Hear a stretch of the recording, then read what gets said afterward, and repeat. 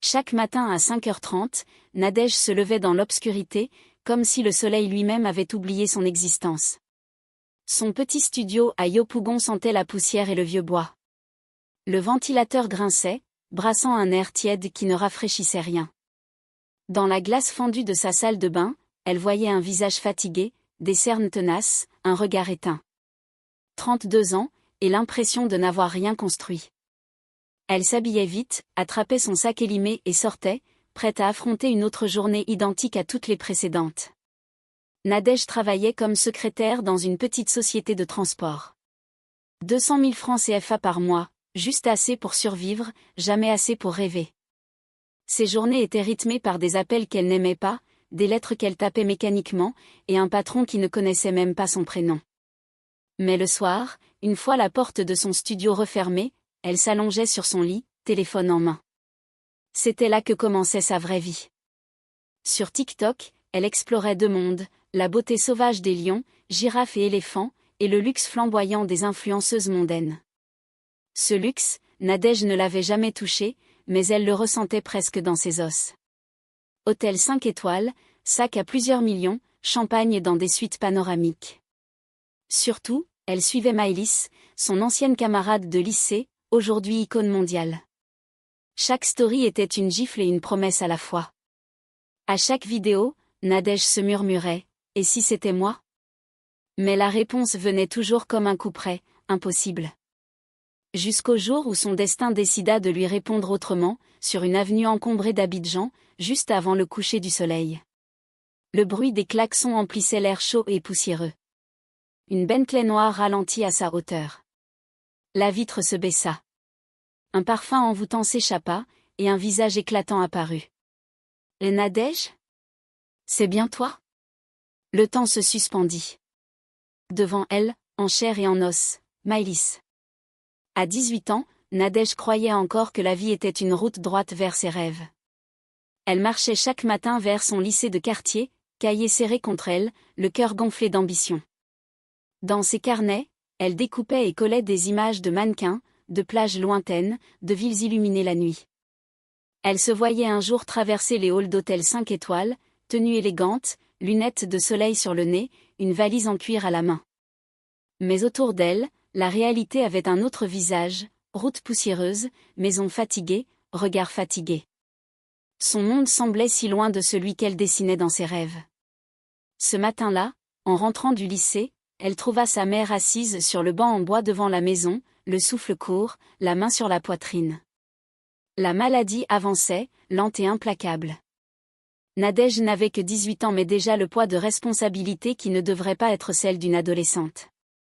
Elle sut, en croisant le regard inquiet de sa mère, que ses rêves devraient attendre. Elle pensa à son père, disparu depuis des années, laissant derrière lui un vide et des dettes. L'avenir venait de changer de visage. Les jours suivants, elle se surprit à ne plus découper d'images dans ses magazines. Elle les rangea dans une boîte, tout en haut de son armoire, comme si fermer cette boîte pouvait mettre ses rêves en pause. Mais le soir, seule, elle la sortait parfois, caressant les pages du bout des doigts, le cœur serré. Elle voulait encore y croire, mais la réalité avait commencé à grignoter ses illusions. Un mois plus tard, alors qu'elle révisait pour ses examens, une voisine vint frapper à la porte, un poste de vendeuse s'ouvrait dans une petite boutique du quartier. Nadège savait que si elle acceptait, ses études en souffriraient. Mais refuser signifiait laisser sa mère sans médicaments. Elle dit oui, la gorge serrée. Ce fut sa première concession à la vie, la première pierre d'un chemin qu'elle n'avait pas choisi. Les semaines passèrent, et chaque fois qu'elle enfilait son tablier de vendeuse, elle sentait son rêve s'éloigner un peu plus. Pourtant, au fond d'elle, une petite voix refusait de se taire. Une voix qui murmurait que ce n'était pas la fin, que tout pouvait encore changer. Mais ce qu'elle ignorait, c'est que ce changement viendrait bien plus tard, à un prix qu'elle n'aurait jamais imaginé. À 22 ans, Nadège débarqua à Abidjan avec une seule valise, un petit sac de toile et l'espoir d'une vie meilleure. La gare routière bourdonnait d'agitation, les vendeurs à la sauvette criaient leur prix, les taxis klaxonnaient sans relâche. Elle respirait cet air lourd, saturé d'essence et de poussière, comme une promesse, ici, tout était possible. Du moins, c'est ce qu'elle croyait. Les premières semaines furent une suite d'allers-retours entre annonces d'emploi et entretiens qui ne menaient nulle part. Elle logeait chez une cousine dans un petit appartement où l'espace était compté. Le matelas qu'elle dépliait chaque soir sur le sol lui rappelait qu'elle n'était pas encore chez elle. Parfois, elle se levait avant tout le monde pour regarder par la fenêtre, observant les immeubles lointains où vivaient ceux qui semblaient avoir réussi. Elle se disait que bientôt, elle y serait aussi. Puis vint le premier emploi, serveuse dans un maquis du quartier. Les journées commençaient tôt, se terminaient tard, et son salaire disparaissait presque entièrement en transport et en petits repas sur le pouce. Elle rentrait épuisée, les pieds en feu, le dos douloureux. Mais chaque fin de mois, elle envoyait un peu d'argent au village, un billet plié dans une enveloppe, comme un fil ténu reliant deux mondes. 1 an plus tard, elle trouva enfin un poste de secrétaire dans une petite société de transport. Un bureau étroit, un vieux téléphone fixe, un ventilateur qui toussait plus qu'il ne soufflait.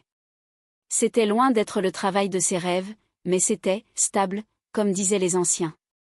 Pourtant, à chaque fois qu'elle tapait une lettre ou répondait à un appel, elle sentait qu'elle enterrait un peu plus cette jeune fille de 18 ans qui rêvait de voyager. Les années passèrent, et sa routine se solidifia comme du ciment.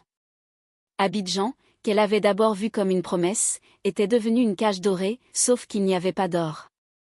Seulement des murs, des factures et des trajets interminables. Elle regardait parfois ses mains posées sur le clavier et se demandait si c'était vraiment sa vie. Au fond, elle savait qu'elle attendait quelque chose. Un signe. Une ouverture. Elle ne savait pas quand, ni comment, mais elle sentait que ce jour viendrait. Et quand il viendrait, elle le saisirait, peu importe le prix. À 30 ans, Nadège connaissait chaque minute de sa journée avant même qu'elle ne commence. Le réveil sonnait à 5h30, toujours le même bruit strident, toujours le même geste pour l'éteindre. Elle se levait, se préparait en silence, avalait un café noir, et partait prendre le bus. Le trajet durait plus d'1 heure, secoué sur des routes encombrées, coincé entre des inconnus pressés. Les mêmes visages fatigués, les mêmes conversations banales. Parfois, elle observait les voitures luxueuses filer à toute vitesse et se demandait comment vivaient ceux qui s'y trouvaient. Son bureau était une petite pièce peinte en beige, éclairée par une fenêtre étroite.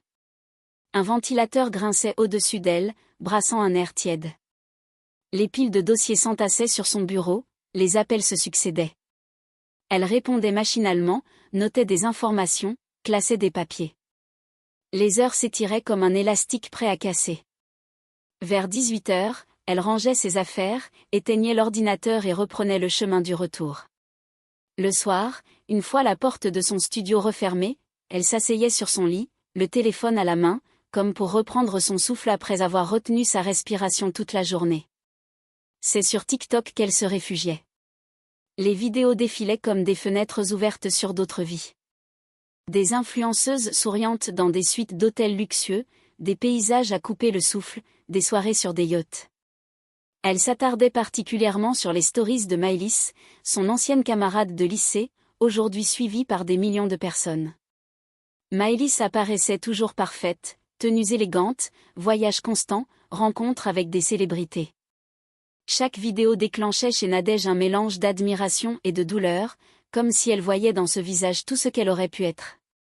Petit à petit, la frontière entre sa vie réelle et celle qu'elle observait à travers l'écran devint floue. Elle se surprenait à imaginer ses propres vidéos, elle, vêtue d'une robe de créateur, marchant sur un tapis rouge, ou dégustant un dîner aux chandelles face à un océan turquoise. Mais chaque fois qu'elle reposait son téléphone, la réalité reprenait le dessus, lourde et grise.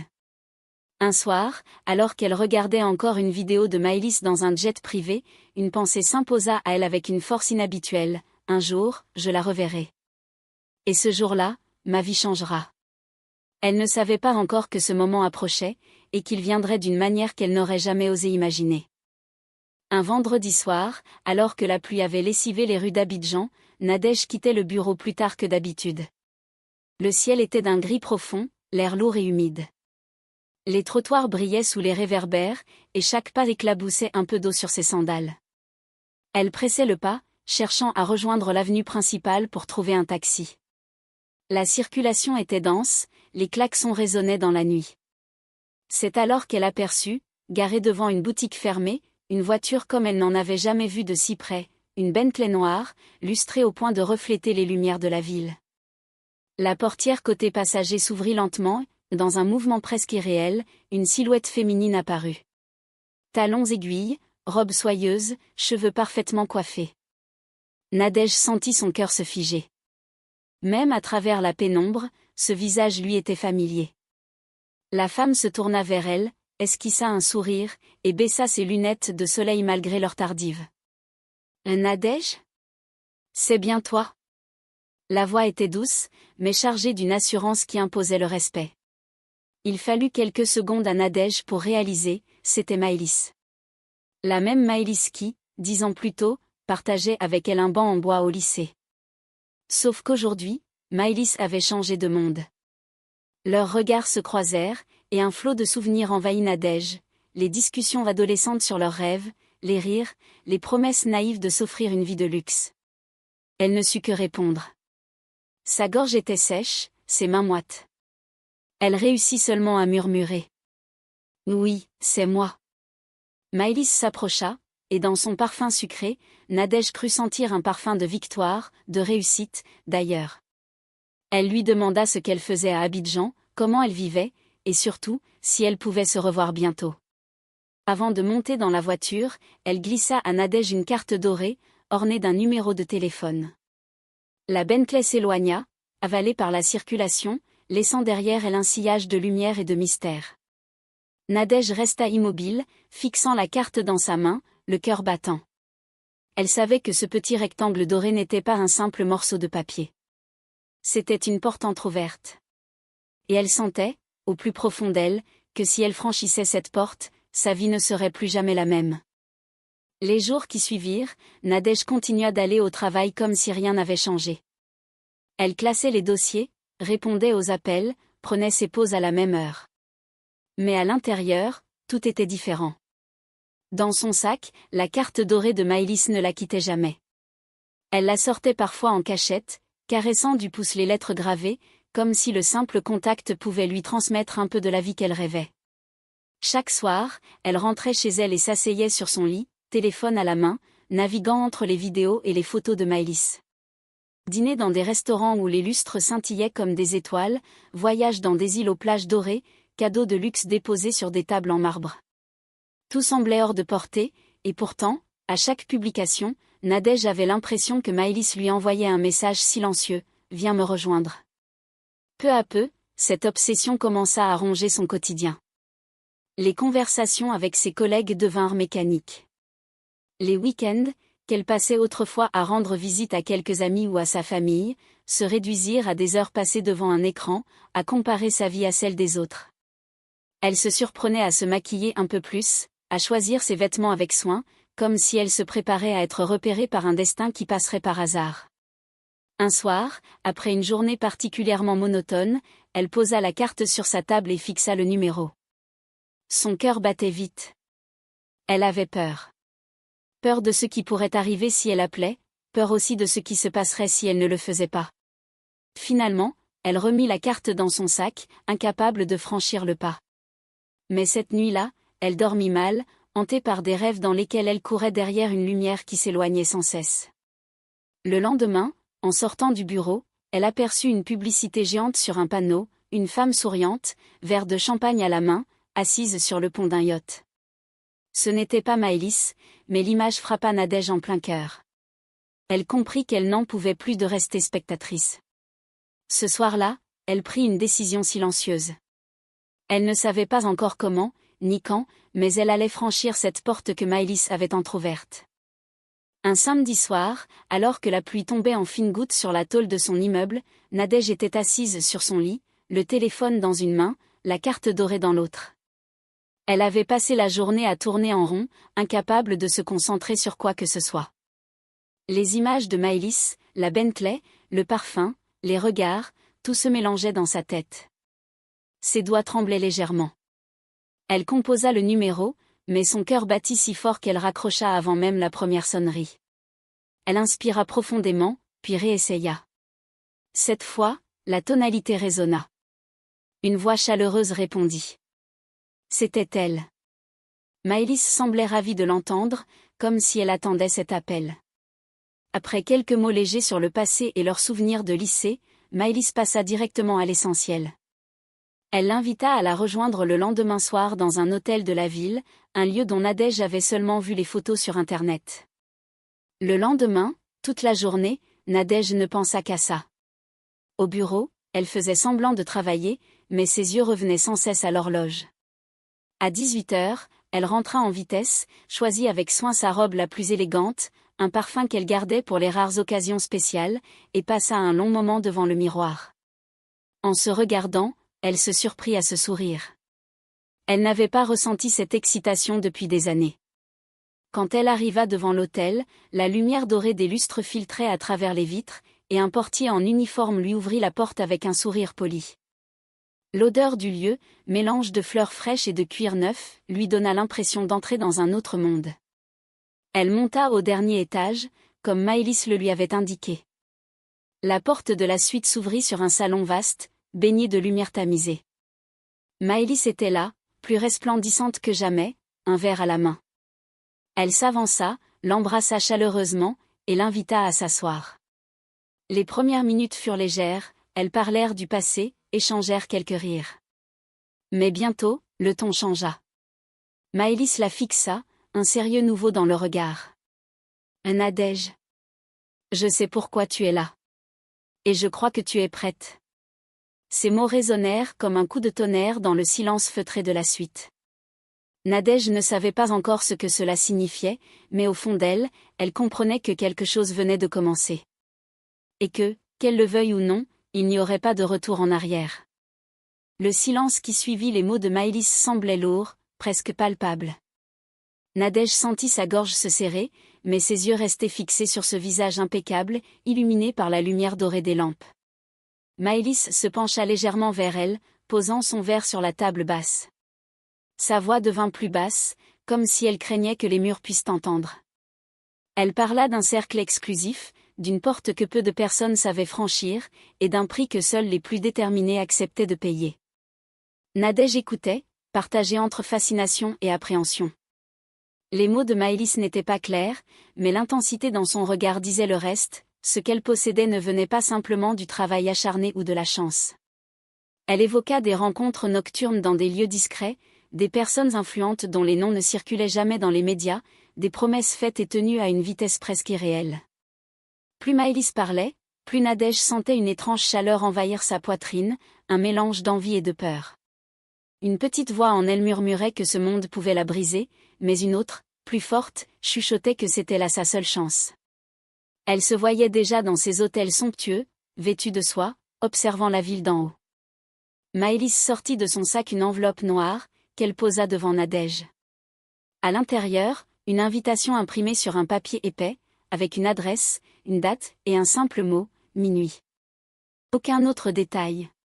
Nadège caressa le carton du bout des doigts. Elle leva les yeux vers Maëlys, cherchant à comprendre. Si tu veux que tout change, sois là. Mais sache que ce n'est pas un jeu. Une fois que tu entres, tu ne ressors plus jamais la même.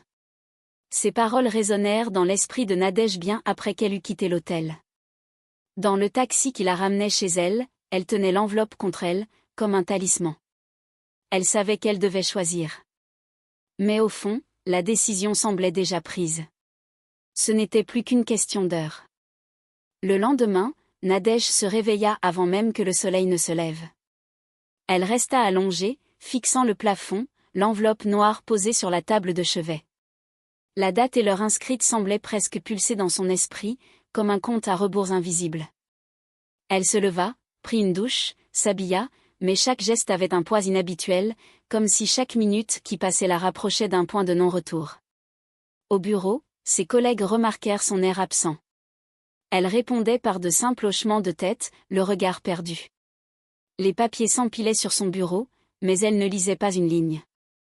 À chaque vibration de son téléphone, son cœur faisait un bond, craignant ou espérant un message de Maëlys.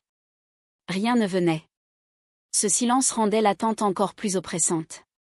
Vers midi, elle tenta de se raisonner. Peut-être qu'elle devait simplement ignorer cette invitation, déchirer la carte, oublier tout ça. Elle imagina ce que serait sa vie dans 5 ans si elle restait ici, un petit appartement, un salaire juste suffisant, quelques sorties modestes. Cette vision la fit frissonner. Elle sut alors que refuser serait comme refermer la porte sur la seule chance qu'elle aurait jamais. En rentrant chez elle, elle s'assit devant le miroir et resta là un long moment, à observer ses traits. Elle se maquilla avec soin, choisit une robe sombre qui mettait en valeur ses épaules, et noua ses cheveux en un chignon élégant. En se regardant, elle eut l'impression de voir une autre version d'elle-même, plus sûre, plus déterminée. Lorsque l'horloge indiqua 23h30, elle prit un taxi. La ville semblait différente cette nuit-là, plus silencieuse, presque complice. Les lumières des rues s'étiraient sur l'asphalte humide, et chaque virage la rapprochait de l'adresse inscrite sur l'invitation. Le taxi s'arrêta devant un grand bâtiment sans enseigne, illuminé seulement par 2 lanternes rouges à l'entrée. La porte était fermée, mais un homme en costume sombre se tenait là, immobile. Il la fixa quelques secondes, puis ouvrit sans un mot. Nadège franchit le seuil. À cet instant précis, elle sut qu'elle venait de quitter son ancienne vie. En franchissant la porte, Nadège fut enveloppée par une chaleur douce et une odeur envoûtante, mélange de bois précieux et d'encens. Le couloir était étroit, éclairé seulement par de petites lampes murales diffusant une lumière dorée. Ses talons résonnaient sur le sol lisse, chaque pas semblant la faire pénétrer un peu plus dans un univers parallèle. Devant elle, l'homme en costume avançait sans se retourner. Ils débouchèrent sur une vaste salle circulaire, tapissée de velours sombre. Une dizaine de personnes étaient assises dans de larges fauteuils, disposés en cercle. Tous portaient des vêtements élégants, mais sans marque ostentatoire. L'atmosphère n'était pas celle d'une fête, mais d'une réunion où chaque présence comptait. Au centre, une table basse sur laquelle reposaient des objets mystérieux, un bol d'eau limpide, un coffret en bois sculpté, et une bougie noire dont la flamme vacillait doucement. Maëlys était là, assise à la droite d'un homme âgé au regard perçant. Elle se leva à l'arrivée de Nadège et l'invita à prendre place à ses côtés. Aucun mot d'accueil, juste ce sourire qui semblait dire « Tu es exactement là où tu dois être ». L'homme âgé prit la parole. Sa voix grave résonnait dans la pièce comme un écho venu de loin. Il parla de pouvoir, mais pas celui que l'on mesure en argent ou en politique. Un pouvoir invisible, accessible uniquement à ceux qui acceptaient de se délester d'une partie d'eux-mêmes. Il évoqua des pactes anciens, des engagements que même le temps ne pouvait briser. Nadège sentait son cœur battre à toute allure. Elle ne comprenait pas tout, mais chaque phrase semblait toucher quelque chose de profond en elle. Elle se surprit à hocher la tête, comme si ces mots confirmaient ce qu'elle savait déjà au fond. Le succès véritable ne se donne pas, il se prend, et il se paie. L'homme fit signe à Maëlys, qui se leva et ouvrit le coffret. À l'intérieur, un pendentif en forme de cercle, gravé de symboles étranges. Maëlys le prit avec délicatesse et le tendit vers Nadège. Ce soir, tu as l'opportunité d'entrer. Mais sache que ce n'est pas une simple invitation. C'est un choix définitif. Le regard de Maëlys ne vacillait pas. Nadège sentit un frisson lui parcourir l'échine. Ses doigts hésitèrent, mais se rapprochèrent du pendentif.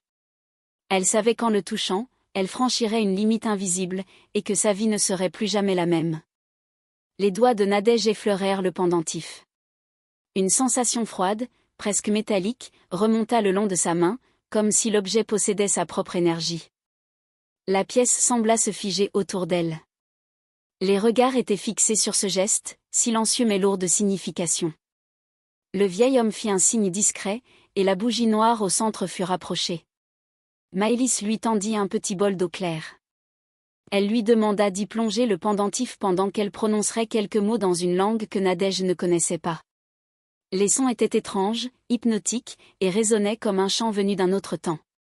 À mesure que Maëlys parlait, la flamme de la bougie vacillait plus fort, projetant des ombres mouvantes sur les murs. Lorsque le pendentif fut sorti de l'eau, Maëlys le passa autour du cou de Nadège. Le contact du métal sur sa peau provoqua un léger vertige. Elle cligna des yeux, et pendant une fraction de seconde, elle eut l'impression que les visages autour d'elle se transformaient, comme s'ils révélaient une autre facette invisible à l'œil nu. Le vieil homme s'approcha. Il posa une main lourde sur son épaule et lui demanda, d'une voix grave, si elle acceptait de suivre les règles du cercle, quelles qu'elles soient, et de payer le prix que celui-ci exigerait. Nadège sentit un poids dans sa poitrine, mais sa voix, presque instinctivement, répondit. Oui. Un murmure d'approbation parcourut la salle. Certains sourirent, d'autres se contentèrent d'un hochement de tête. Maëlys se pencha à son oreille et lui chuchota. À partir de ce soir, tu n'es plus seul. Puis le vieil homme recula, et la lumière se tamisa davantage. Les membres formèrent un cercle plus serré autour d'elle. Le rituel prit une tournure plus intime, chacun s'approcha pour poser brièvement une main sur son épaule ou sur son bras, comme pour sceller un accord invisible. Nadège ne comprenait pas la signification exacte de ces gestes, mais elle ressentait, dans chaque contact, une étrange chaleur qui semblait s'ancrer en elle. Quand tout fut terminé, on lui servit un verre d'un liquide ambré, au goût à la fois sucré et brûlant. Maëlys leva son verre vers elle, et tous imitèrent le geste. Bienvenue parmi nous, Nadège. Ces mots résonnèrent comme une promesse ou une sentence. Le lendemain matin, Nadège se réveilla dans un silence presque irréel. La lumière qui filtrait à travers les rideaux semblait plus douce, plus dorée. Elle se leva lentement, encore enveloppée par les sensations étranges de la nuit précédente. En se regardant dans le miroir, elle crut voir quelque chose de différent dans ses yeux, une intensité nouvelle, comme si un voile avait été retiré. À peine eut-elle pris son café que son téléphone vibra. Un numéro inconnu.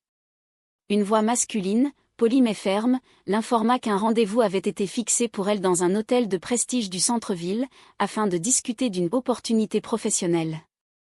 Nadège n'avait envoyé aucun CV depuis des semaines, mais la précision avec laquelle l'homme connaissait son nom et ses disponibilités ne laissa aucun doute, c'était lié au cercle. Elle s'y rendit en fin de matinée.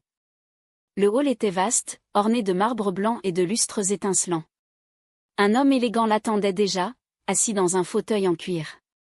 Il se leva dès qu'il la vit. Le ton de la rencontre fut direct, on lui proposait un poste d'assistante personnelle auprès d'un entrepreneur influent, avec un salaire 3 fois supérieur à ce qu'elle gagnait jusque-là, des voyages à l'étranger et un logement de fonction dans un quartier huppé. Nadège sentit son cœur battre plus vite. C'était exactement le genre de vie qu'elle avait toujours imaginé. Mais elle se demandait quel était le véritable prix derrière cette offre. Pourtant, elle n'eut pas à réfléchir longtemps. Elle accepta. Le contrat serait prêt le lendemain. Sur le chemin du retour, elle remarqua que les regards dans la rue semblaient changer. Des inconnus la dévisageaient avec curiosité ou admiration. Même dans les boutiques où elle passait, les vendeurs se montraient soudain plus attentionnés. Ce n'était pas seulement ses vêtements ou son allure, c'était comme si quelque chose d'invisible la précédait, une aura nouvelle qui imposait le respect. En rentrant chez elle, elle trouva sur sa table un coffret noir. Aucune adresse d'expéditeur. À l'intérieur, une montre en or fin, minimaliste mais d'une élégance absolue, et une carte avec un seul mot inscrit en lettres dorées, bientôt. Nadège comprit que ce n'était que le début. Et qu'une fois la porte ouverte, il n'y aurait plus de retour en arrière. Dès sa première semaine dans son nouveau poste, Nadège comprit que les privilèges s'accompagnaient de règles tacites. L'appartement mis à sa disposition surplombait toute la ville, avec une vue imprenable sur les lumières nocturnes. Le mobilier était d'un luxe qu'elle n'avait jamais osé imaginer. Pourtant, à chaque fois qu'elle franchissait la porte, une impression de froideur persistait, comme si l'endroit n'était qu'un décor, pas un foyer. Le travail lui-même semblait étrangement simple. L'entrepreneur pour lequel elle travaillait voyageait souvent, lui laissant une liberté inhabituelle. Mais certains soirs, elle recevait des instructions brèves par message, assiste à cette réception, remet cette enveloppe à telle personne, reste jusqu'à la fin de la réunion. Ces missions n'étaient jamais expliquées, mais toujours exécutées dans une atmosphère où le non-dit pesait plus lourd que les mots. Lors d'une de ces réceptions, Nadège remarqua la présence de plusieurs visages qu'elle avait croisés lors de la réunion du cercle. Ils ne l'abordaient jamais directement, mais un simple échange de regards suffisait à lui rappeler qu'elle faisait désormais partie d'un réseau où chaque geste comptait. Ce soir-là, Maëlys apparut brièvement à l'autre bout de la salle, lui adressa un signe de tête presque imperceptible, puis disparut dans la foule. Avec le temps, les cadeaux commencèrent à s'accumuler, robes sur mesure, parfums rares, invitations privées à des événements où l'entrée coûtait plus qu'un mois de son ancien salaire. Mais parallèlement, les demandes se faisaient plus précises. Un soir, on lui remit une liste de noms et d'adresses, sans explication. Il lui suffisait de transmettre ces informations à un contact particulier. Nadège hésita, mais la voix au téléphone lui rappela calmement, « Le cercle ne demande jamais ce que tu ne peux pas donner, mais il observe toujours. » Cette phrase resta gravée dans son esprit. Elle comprit que son ascension n'était pas gratuite. Chaque geste, chaque faveur, était une pièce ajoutée à une dette invisible dont elle ne connaissait ni le montant ni l'échéance. En rentrant ce soir-là, elle trouva sur sa table le même coffret noir que la fois précédente. À l'intérieur, une clé en métal argenté, fine et ouvragée, sans indication sur la serrure qu'elle devait ouvrir. La carte jointe portait 2 mots, « Prochaine étape ». Elle sut alors que le cercle n'avait pas fini de tester jusqu'où elle était prête à aller. Les semaines suivantes plongèrent Nadège dans un tourbillon qu'elle n'avait jamais connu. Dîner dans des restaurants où chaque plat semblait une œuvre d'art, voyage en jet privé vers des destinations dont elle n'avait vu les images qu'à la télévision, soirées dans des villas surplombant l'océan. Elle s'habituait à ce luxe comme on s'habitue à l'air qu'on respire, sans même se rendre compte que ses repères anciens disparaissaient. Pourtant, derrière chaque éclat de cristal, chaque sourire échangé autour d'une coupe de champagne, il y avait des ombres. Certaines conversations s'interrompaient dès qu'elle approchait, certains regards semblaient la jauger plus qu'ils ne l'accueillaient. Et puis il y avait Maëlys, toujours présente à des moments clés, mais jamais longtemps, comme une silhouette qui apparaissait juste assez pour rappeler qu'elle n'était pas là par hasard. Un soir, alors qu'elle admirait la vue depuis la terrasse d'un hôtel de luxe à Cape Town, un homme qu'elle n'avait jamais vu s'approcha. Grand, vêtu d'un costume sombre, il se présenta comme un ami du cercle.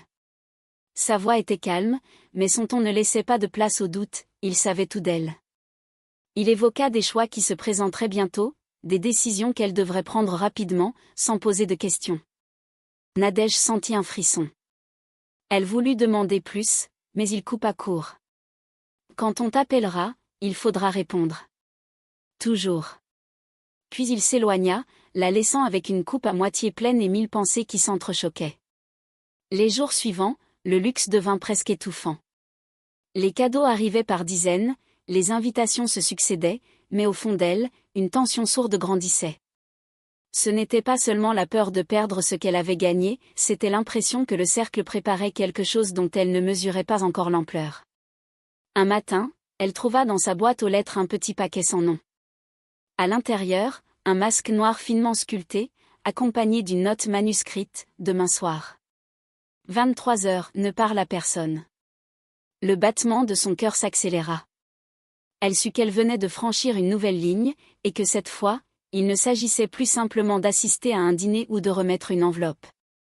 La nuit tombée, Nadège se prépara comme on se prépare pour un rendez-vous dont on ne connaît pas l'issue. Elle enfila une longue robe noire, simple mais élégante, et plaça le masque sur son visage. Dans le miroir, son reflet lui sembla étranger, comme si une autre version d'elle-même s'apprêtait à sortir. À 22h45, une voiture sombre s'arrêta devant son immeuble. Aucun mot ne fut échangé avec le chauffeur. La ville défilait derrière les vitres teintées, et chaque virage semblait l'éloigner du monde qu'elle connaissait. Bientôt, les lumières urbaines disparurent, remplacées par une route isolée, bordée d'arbres. La voiture s'immobilisa devant un bâtiment ancien, aux murs recouverts de lierre. De l'extérieur, il ressemblait à un manoir abandonné. Mais à l'intérieur, l'atmosphère était tout autre, chandeliers aux flammes vacillantes, tapis anciens, et une centaine de silhouettes masquées, toutes vêtues de noir. On l'accueillit avec un signe de tête, puis on la guida vers le centre de la grande salle. Une estrade en bois y avait été dressée, et un homme, probablement le vieil officiant qu'elle avait déjà vu, s'y tenait. Sa voix résonna dans la pièce, récitant des phrases dans cette langue étrange qu'elle avait entendue lors du rituel initial. Les participants répondaient en chœur, créant un écho grave qui faisait vibrer l'air. On plaça dans ses mains un objet lourd enveloppé de tissu. Elle n'osa pas regarder ce que c'était. L'homme lui demanda de s'avancer et de poser cet objet sur un autel recouvert de velours rouge. Dès qu'elle le fit, un murmure parcourut la salle, suivi d'un silence complet. Puis, sans qu'elle comprenne pourquoi, tous levèrent les bras vers elle. Une vague de chaleur, presque oppressante, monta dans son corps. Ses mains tremblaient. Elle n'avait jamais été le centre d'autant d'attention. Mais ce n'était pas une admiration joyeuse, c'était quelque chose de plus lourd, comme une marque à poser à jamais.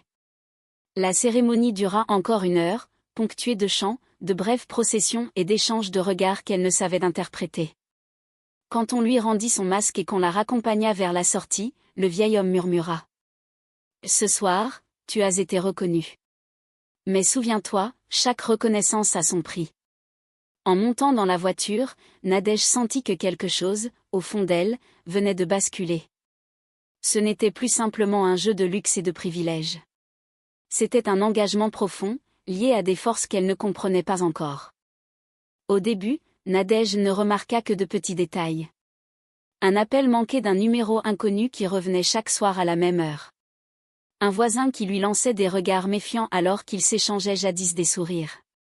Un parfum étranger qui flottait parfois dans son appartement, comme si quelqu'un y avait pénétré en son absence. Puis les signes devinrent plus lourds. Un matin, en descendant dans le parking, elle trouva un mot glissé sous l'essuie-glace de sa voiture. « Tu ne contrôles rien ». Les lettres étaient tracées à la main, sans signature. Ce n'était pas une menace ouverte, mais l'effet fut plus violent qu'un cri. Dans son travail, les missions devinrent plus étranges. On lui demandait de se rendre à des endroits isolés pour remettre de simples sacs à des inconnus. Pas d'explication, jamais. Juste cette injonction silencieuse, exécutée sans questionner. Et toujours, derrière, cette voix au téléphone qui rappelait « Tu es là grâce à nous ». Peu à peu, le luxe qui l'entourait perdit son éclat. Les voyages, les soirées, les cadeaux, tout semblait désormais teinté du nombre. Même dans les fêtes les plus somptueuses, elle se surprenait à chercher, au milieu de la foule, ces silhouettes masquées qu'elle avait vues au manoir. Comme si elle surveillait ses moindres gestes. Un soir, alors qu'elle rentrait d'un dîner, elle trouva chez elle le coffret noir habituel. Mais cette fois, il ne contenait ni montre, ni clé, ni masque. Juste un petit miroir ovale, encadré d'argent terni. En se regardant dedans, elle eut l'impression que son reflet lui adressait un regard différent, presque accusateur. Elle referma violemment le coffret, le cœur battant. À partir de ce moment, ses nuits furent hantées de rêves étranges. Des voix l'appelaient dans l'obscurité, des ombres s'étiraient vers elle. Elle se réveillait en sueur, persuadée que quelqu'un se tenait au pied de son lit. Et toujours, dans ses pensées, cette certitude, le prix qu'elle devait payer était en train de se rapprocher. La révélation arriva un soir de pluie, quand le téléphone sonna plus tôt que d'habitude. Une voix inconnue, grave et posée, prononça simplement. « Il est temps. » Pas de salutation, pas d'explication. Une adresse lui fut donnée, suivie d'un ordre, apporte le miroir. Le trajet se fit sous un orage qui semblait vouloir engloutir la ville. Chaque éclair illuminait les façades comme pour marquer le chemin. Lorsqu'elle arriva, c'était un vieux bâtiment industriel, vide à l'extérieur, mais éclairé de l'intérieur par une lumière chaude. On l'accueillit sans un mot et on la guida vers une grande pièce circulaire. Ils étaient là. Tous. Les silhouettes masquées qu'elle avait vues lors de la cérémonie, alignées en cercle. Au centre, un siège bas, recouvert de velours. On l'invita à s'y asseoir. Un murmure parcourut l'assemblée lorsque le miroir fut posé sur ses genoux. L'officiant, toujours le même vieil homme au regard perçant, prit la parole. Sa voix résonnait, douce mais implacable. Chaque faveur a un prix, et chaque prix est une part de toi. Ce soir, tu offres ce que tu as de plus précieux. Nadège voulut demander ce que cela signifiait, mais sa gorge se noua. On lui demanda de fixer le miroir. Au début, elle ne vit que son visage, pâle et tendu. Puis les contours commencèrent à se troubler. Dans la surface argentée, apparurent des scènes de son passé, son enfance modeste, ses premières humiliations, ses larmes silencieuses. Puis vinrent des images récentes, le manoir, les fêtes, Maëlys, l'homme en costume sombre. La sensation d'être aspirée devint insupportable. Son corps restait immobile, mais au fond d'elle, quelque chose semblait glisser hors d'elle-même, comme une chaleur qui s'éteint lentement. Les murmures autour d'elle devinrent plus intenses, presque comme une prière. Quand tout s'arrêta, le miroir était vide, terne. Nadège, elle, se sentait creuse.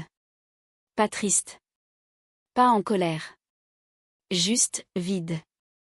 Comme si une part essentielle d'elle venait de s'évaporer. L'officiant reprit, presque avec tendresse. Tu as payé. Tu es des nôtres, pour toujours. On la raccompagna dehors.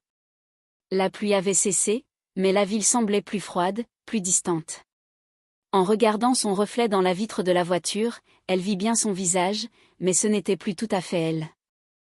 Les jours suivants, Nadège tenta de reprendre une vie normale. Les appels du cercle cessèrent. Plus de cadeaux, plus d'ordre. Le silence, absolu. Au début, elle crut que c'était la liberté qu'elle avait tant espérée. Mais rapidement, elle comprit que ce silence n'était pas un oubli, c'était une marque. Car même en se promenant dans les rues bondées, elle sentait sur elle un regard invisible. Même en souriant aux clients dans son travail, elle savait qu'il percevait quelque chose de changé, d'indéfinissable. Les gens la fuyaient sans raison. Les amis d'hier évitaient son numéro. Le miroir, elle ne l'avait jamais revu. Mais parfois, en pleine nuit, son reflet dans une vitre ou un écran noir semblait lui rendre un regard étranger. Comme si ce qui lui avait été pris continuait de vivre ailleurs. Elle repensait à Maëlys, à ses promesses, à ses avertissements voilés. Avait-elle su dès le début ce qui allait se passer? Probablement. Mais dans ce monde, rien n'était jamais offert sans calcul. Nadège avait désormais tout ce qu'elle croyait vouloir, une stabilité matérielle, un réseau d'influence, un nom qui circulait dans des cercles fermés. Pourtant, au fond, elle savait que ce n'était qu'un masque. Ce qu'elle avait donné en échange, personne ne pourrait jamais le lui rendre. Parfois, elle croisait de nouvelles jeunes femmes aux yeux brillants, accompagnées par des figures familières du cercle. Et dans leur enthousiasme naïf, elle revoyait son propre reflet d'autrefois. Elle ne disait rien. Car dans cette histoire, les avertissements n'empêchaient jamais les pas en avant. Le cercle ne l'appelait plus. Mais elle savait qu'un jour, il reviendrait. Pas pour demander. Pas pour offrir. Mais pour rappeler que rien n'est jamais fini. Et jusqu'à ce jour, elle vivrait avec ce vide silencieux, comme un écho constant de la nuit où elle avait payé le prix du luxe.